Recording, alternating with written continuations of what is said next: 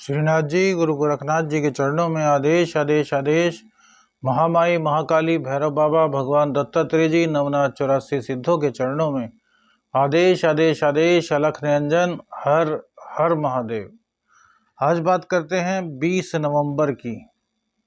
आज का कन्या राशि 20 नवंबर 2023। कन्या राशि 20 नवंबर 2023। कन्या राशि का राशिफल। आज सोमवार का दिन है। शिव शक्ति के चरणों में नमन करते हुए आज के दिन की शुरुआत करेंगे। कार्तिक शुक्ल पक्ष की अष्टमी तिथि आज रहेगी।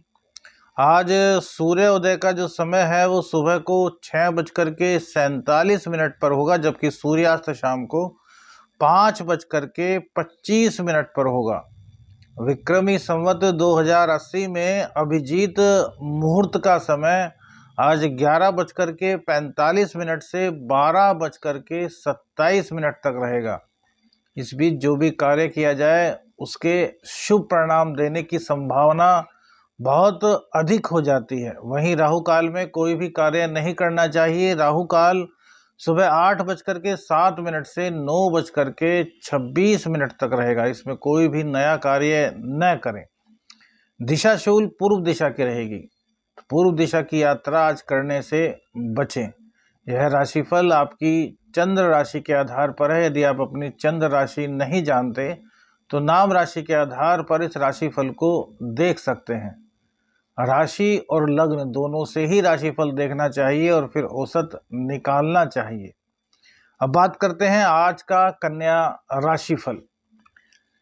कन्या लग्न की बात करें तो भैया कन्या राशि में शुक्र देव नीच के केतु के साथ लग्न में विराजमान रहेंगे। वही बुध सूर्य मंगल 3rd हाउस में विराजमान रहेंगे। 6th हाउस में शनिदेव विराजमान रहेंगे। राहु सप्तम में, जबकि बृहस्पति देव अष्टम स्थान में विराजमान रहेंगे। वहीं चंद्रदेव पंचम भाव में आज सुबह के समय विराजमान रहेंगे और दोपहर तक धीरे धीरे मध्याह्न में ये शनिदेव की मूल त्रिकोण राशि में विराजमान हो जाएंगे, अर्थात 6th हाउस में इनका गोचर होगा। नक्षत्र इनका मंगल देव का नक्षत्र रहेगा। मंगल देव के नक्षत्र से चंद्रदेव का भ्रमण होगा। तो इसी पर आज की आपकी पूरी स्थितियां निर्भर रहेंगी।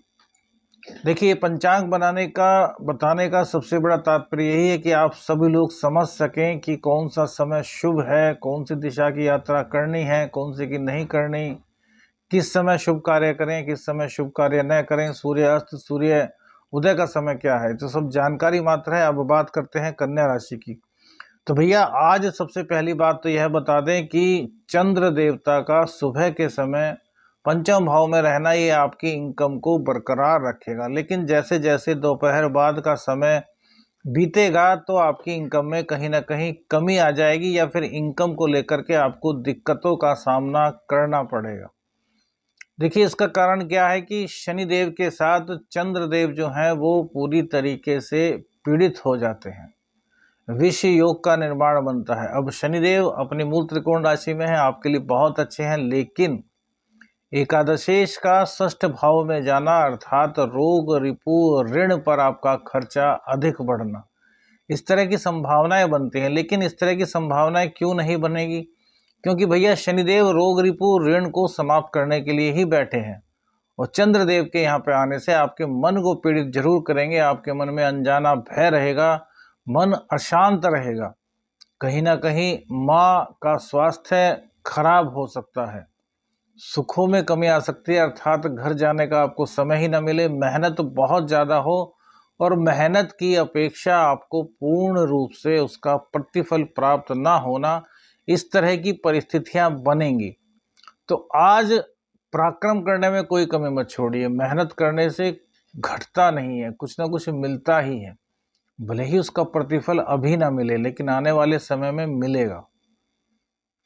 तो आपको क्या करना है? आपको मेहनत में कोई कमी नहीं छोड़नी, क्योंकि पराक्रम भाव आपका बहुत मजबूत हो रहा है। सूर्य वहीं पर विराजमान है, मंगल देव वहीं पर विराजमान है और आपके लग्नेश भी वहीं विराजमान है। तो यदि आपने पराक्रम करना ही छोड़ दिया राशिफल सुनकर के कि आज तो कुछ नहीं मिलना, तो भैया जितना मिलना था वो भी गवा दोगे, और जो आगे मिलना है उसमें भी क्या पता कटौती हो जाए, तो प्रतिफल कम मिले। अभी आपने चंद्रमा के कारण, अन्य ग्रहों के कारण काफी पैसा भी कमाया, इसमें कहीं कोई दिक्कत नहीं। दीपावली आप सभी लोगों की मंगलमय रही है।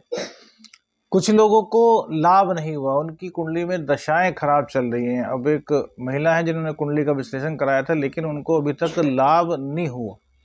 देखिए, लाभ ना होने का सबसे बड़ा कारण सिर्फ और सिर्फ एक होता है कि आपकी श्रद्धा में कहीं ना कहीं कमी है।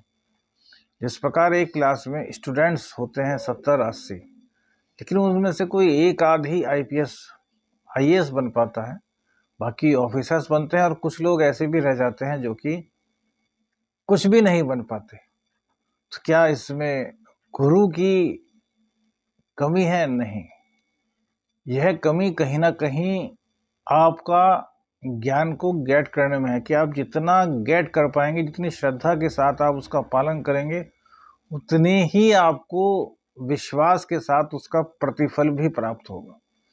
अब देखिए, बहुत से लोगों को हम साधना बताते हैं, वो बहुत से लोग सफल होते हैं। अब उसमें से कुछ प्रतिशत, 2, 4, 5% ऐसा भी है जो सफल नहीं हो पाते। उनसे हम पूछते हैं कि भैया आपने जाप किया? हाँ जी किया। नियमों का पालन किया? हाँ जी किया। जाप करते समय आप क्या सोचते थे? जाप करते समय उनके मन में यही बात चलती रहती थी कि इस समस्या का समाधान कैसे होगा, ये जो दिक्कत है इनको कैसे दूर किया जाए। तो भैया कहाँ से समाधान हो जाएगा? जब आप किसी शक्ति का आह्वान कर रहे हैं तो आपको अपना पूरा चित्त उन्हीं में लगाना चाहिए। आपको यह भी नहीं पता चलना चाहिए कि आप हैं। इसी को तो जाप कहते हैं। जाप के अंदर किसी भी तरह की कोई चिंता, कोई भी समस्या, उसके लिए कोई स्थान ही नहीं होता, क्योंकि उसके तो निवारण के लिए आप कर रहे हैं। और जब आप पूजा में ही उसको पुकार रहे हैं कि यह समस्या है, तो वो समस्या तो और बली हो जाएगी। बात कहीं आपको लिखी नहीं मिलेगी, ना किसी ज्योतिष शास्त्र में, ना किसी साधना के शास्त्र में। यह अनुभव से ही प्राप्त की जा सकती है। तो इसलिए कहते हैं कि जब भी आप साधना करें, जब आपको कोई पूजा बताएं, तो उसको पूरे मन के साथ करें, उस समस्या के बारे में सोचें ही ना, क्योंकि उस वक्त जिसके बारे में आप सोचोगे उसका ही प्रभाव बहुत ज़्यादा बढ़ जाएगा, वो चाहे आपके दुख हो और चाहे आपके सुख। इसी तरह आज आपको यह नहीं सोचना कि आपको प्रतिफल प्राप्त नहीं होगा, आपको यह सोचना है कि हमें अपने चंद्रमा को कैसे मजबूत करना है। तो चंद्रमा को मजबूत करने के लिए सुबह सुबह भगवान शिव के मंदिर में चले जाइए, उनको दूध से अभिषेक कीजिए, शिव तांडव स्तोत्र का पाठ कीजिए, और थोड़ा सा सरसों का तेल शिवलिंग पर चढ़ा दीजिए। इससे शनिदेव भी प्रसन्न होंगे, चंद्रदेव की मजबूती मिलेगी। और भैरवाष्टकम का पाठ शिव भगवान के सामने, भैरव भगवान जी के सामने आप करेंगे, तो दाम्पत्य में जो दिक्कतें शुरू हुई हैं वो खत्म होगी। देखिए, पहले दिक्कतें कम थी, लेकिन अब दिक्कतें बढ़ेंगी, क्योंकि बृहस्पति अष्टम भाव में, जो कि आपके सप्तम के मालिक हैं दाम्पत्य के, और दाम्पत्य में ही राहु बैठ गए हैं। तो राहु का कार्य विच्छेद कराना है। आज आपको सपने भी अजीब अजीब से आ सकते हैं, नींद की कमी रहेगी, मानसिक टेंशन, चिड़चिड़ापन, इस तरह की दिक्कतों का सामना आपको कहीं ना कहीं आज करना पड़ेगा। लेकिन मंगल देव का एक सपोर्ट आपको मिलेगा कि मंगल देव की दृष्टि भी शनि पर होगी, जबकि शनि और राहु की दृष्टि भी मंगल पर है। लेकिन मंगल इसमें विजय प्राप्त कर लेते हैं, क्योंकि जब शत्रु की दृष्टि इन पर पड़ती है तो ये और बली हो जाते हैं। मंगल ही एकमात्र ऐसे ग्रह हैं, क्योंकि सेनापति हैं, सूर्य के साथ भी हैं, तो सूर्य देव की भी यहाँ पर चलेगी। तो राजा हैं, राजा और सेनापति एक साथ हैं, इसलिए आपको घबराने की आवश्यकता नहीं है, क्योंकि जितना आप पराक्रम करेंगे उसका फल आपको आज न ऐसे ही कल मिलेगा, परसों मिलेगा, लेकिन मिलेगा जरूर। और मंगल देव की दृष्टि छठे भाव पर होना ये बहुत अच्छा है। यहाँ पर शनिदेव विराजमान है और चंद्रदेव भी विराजमान रहेंगे, तो जहां चंद्र पीड़ित होंगे वहीं मंगल देव भी थोड़ा सपोर्ट करेंगे। लेकिन माँ का स्वास्थ्य का आपको पूर्ण रूप से ध्यान रखना है, माँ की सेवा करनी है, क्योंकि यहाँ पर चंद्रदेव को मजबूत करने की महती आवश्यकता है। कन्या राशि में चंद्रदेव को मजबूत प्रत्येक व्यक्ति को करना चाहिए, क्योंकि देखिए, एक तो सबसे बड़ी बात है कि चंद्र किसी का खराब हो तो मानसिक अशांति, लेकिन यहाँ पर चंद्र मन के कारक तो है ही कन्या लग्न में, आपके एकादशेष भी हैं, आपके इनकम के स्वामी हैं, आपके इनकम के लॉर्ड हैं। अगर यही पीड़ित रहे तो भैया फिर कैसे रोजी रोटी कमा पाएंगे? तो इनको मजबूत कीजिए। शिव तांडव स्तोत्र का पाठ। अब पाठ करने में क्या है? पाठ करने में वही कि शिव जी में आपकी प्रीति होनी चाहिए। यह नहीं कि यार दुकान पर जाना है, अभी समय हो रहा है। भैया इन चिंताओं में रहेंगे तो कभी साधनाओं में तो कम से कम आप सफल नहीं हो पाएंगे और ना ही आपकी पूजा पाठ का ही आपको मनोवांछित परिणाम मिलेगा। परिणाम मिलेगा 1-2% मिलेगा, कि भगवान भी सोचेंगे यार इसको मेरी तो याद नहीं, अभी पूरे 24 घंटे में 2 मिनट के लिए मेरे लिए समय निकाला है और उसी में दुकान के बारे में, घर के बारे में सोच रहा है। तो वो साधनाएं आपकी सफल नहीं होंगी भैया, सबके लिए बता रहे हैं। यदि कोई भी पाठ करते हैं, कोई भी स्तोत्र करते हैं, कोई भी चालीसा करते हैं, तो उस वक्त आपके मन में सिर्फ और सिर्फ जिसका आप गुणगान कर रहे हैं उनका ही ख्याल होना चाहिए। उनके चरणों में आप नतमस्तक हैं, यही ध्यान करते हुए गुणगान करेंगे तो आप देख लीजिए पिछली सारी पूजा पाठ और अब की 1 महीने की पूजा पाठ आपको कितना फल प्रदान करेगी। यह तो हुआ आपका साधना का फल। अब सूर्यदेव आपके भाग्य भाव को देख करके शुक्र देव की राशि को देख रहे हैं, तो आपके भाग्य भाव को बढ़ाने का काम करेंगे। भाग्य के बदौलत आपको सब कुछ मिलेगा। जो स्त्री वर्ग है, स्त्री वर्ग के सहयोग से भी आपको सब कुछ मिलेगा। और पत्नी हो गई, माँ हो गई, बेटी, बिटिया, बुआ, तो इन सब से कुछ ना कुछ सलाह लीजिए। इन सबको आप प्रसन्न रखिए। इन सबको प्रसन्न रखेंगे तो शुक्र देव मजबूत होगा। देखिए एक स्त्री में 3 ग्रह समान होते हैं। कैसे? एक माँ का रूप चंद्रदेव, एक बहन का या बेटी का रूप बुध देव, और तीसरा स्वरूप होता है शुक्र का, जिसमें की पत्नी भी होती है। और प्रत्येक स्त्री शुक्र का ही प्रतीक है। रिश्ते अलग होने से चंद्र और बुध की भी उसमें युति आती है।